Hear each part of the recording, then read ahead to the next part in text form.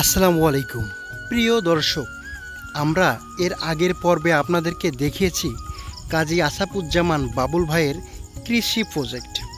আজ আমরা এই পর্বে দেখাবো সে কিভাবে সুইজারল্যান্ডের মতো একেবারে অর্গানিকভাবে ছেড়ে দিয়েই কোনো খরচ ছাড়া ছাগল, গরু, হাঁস, মুরগি লালন পালন করছে।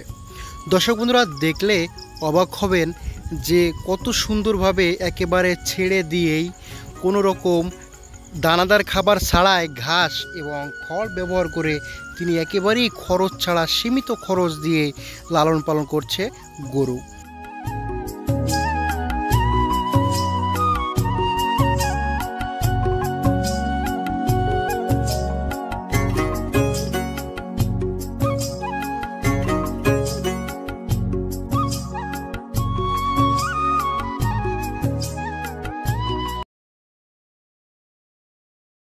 দেশি গরু, মাশাআল্লাহ, আপনার এখানে তো মানে এই প্রাকৃতিক পরিবেশে লালন পালন করা হয়, তাই না? এই তো মাশাআল্লাহ, স্বাস্থ্য তো অনেক সুন্দর।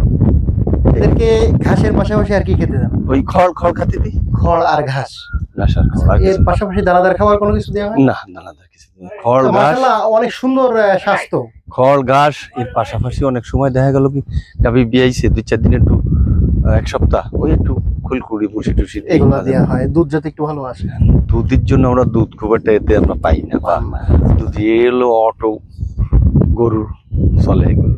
আচ্ছা আচ্ছা। তো এই যে এখন কয়টা আছে গরু আপনার এখানে? অনেকগুলো 25 আছে, 25টার মতো আছে, সব দেশি।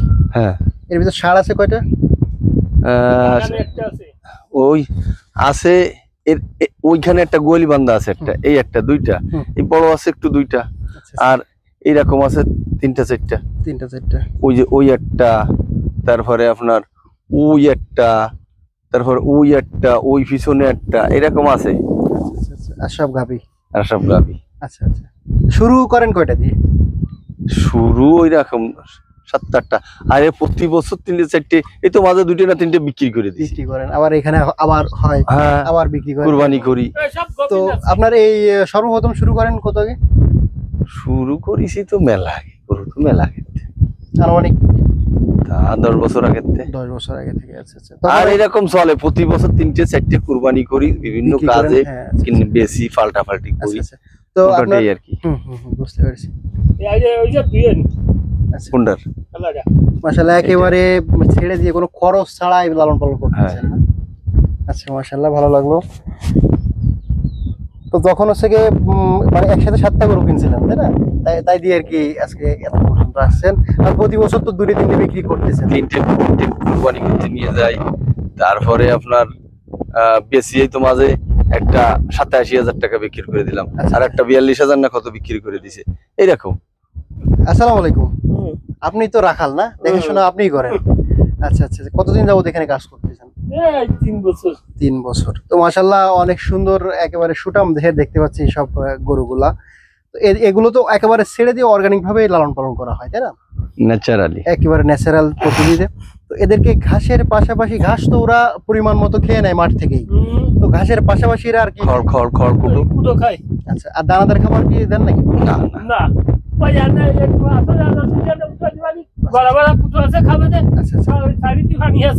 এখন সর্বমোট তাহলে কয়টা আছে আপনাদের? ওই 25টা আছে। আচ্ছা আচ্ছা আচ্ছা। তো মাশাআল্লাহ, দেখতে পাচ্ছি একেবারে ছেড়ে দিয়ে অর্গানিক ভাবে 8টায় পরে আবার বাচ্চা দেবে, 8টায় আরো 8টায় বাচ্চা দেবে। মাশাআল্লাহ, আরো একটা 8টা হয়ে যাচ্ছে এই ভাদ্র আশ্বিন মাসের থেকে। তো গাভী আবার বাচ্চা দিয়ে আসে। তোমার নেক্সট এই গরুর প্রজেক্ট নিয়ে প্ল্যান কি? গরুর প্রজেক্ট আমার এর পাশাপাশি মসজিদ প্রজেক্ট ছিল। আচ্ছা আচ্ছা। আমার 44টা মসজিদ ছিল। আচ্ছা আচ্ছা, ঠিক আছে। এই যখন এই মানুষ, তখন তো বড় এরিয়া ছিল, বড় বড় ঘের ছিল, ঘের ছোট হয়ে যায়, জমি যখন খন্ড খন্ড হয়ে যায়, তখন আর এই মহিষ রাখা সম্ভব হয় না। আমাদের জায়গা বিষয়াদি অনেক জায়গা জমি চলে গেল বিদ্যুৎ কেন্দ্রে। আচ্ছা আচ্ছা। তখন ওইখানে থেকেই আমরা মোষ আস্তে আস্তে বাদ দিয়ে দিছি, মোষ বিক্রি করে দিছি। এবং আমি একসাথে মনে হয় মোষ যখন বিক্রি করে দিলাম, এককালীনই আমি 12 লাখ কত টাকার মোষ বিক্রি করেছি। আর তখনকার সময় তো অনেক মূল্যবান। হ্যাঁ।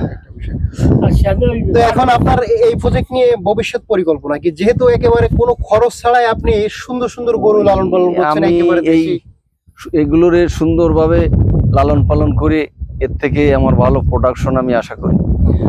আর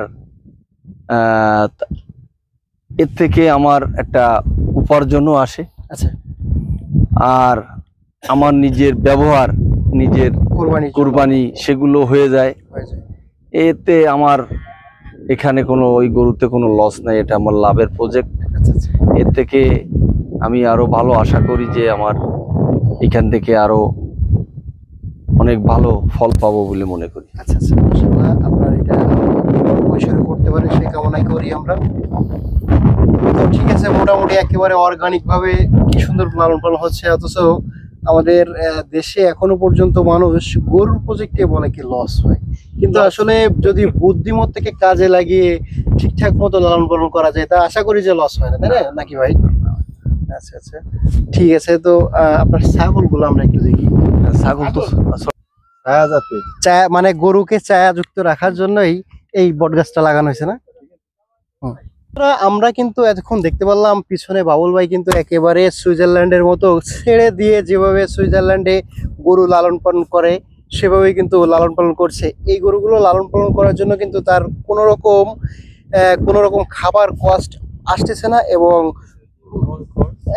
একেবারে না আসতেছে না বললেই চলে, কিছু আসতেছে, দেখা যাচ্ছে কি খড় খাওয়ানো লাগতেছে, পাশাপাশি গরুর কিন্তু একেবারে ঘাস খাইয়ে কিন্তু তারা এখানে পেট ভরছে এবং সুঠাম দেহের সুস্থভাবে এখানে লালন পালন করছে। আর আমার যা মনে হয় এখানে ওষুধ খরচও একেবারেই কম এভাবে ছেড়ে দিয়ে হ্যাঁ লালন পালন করলে।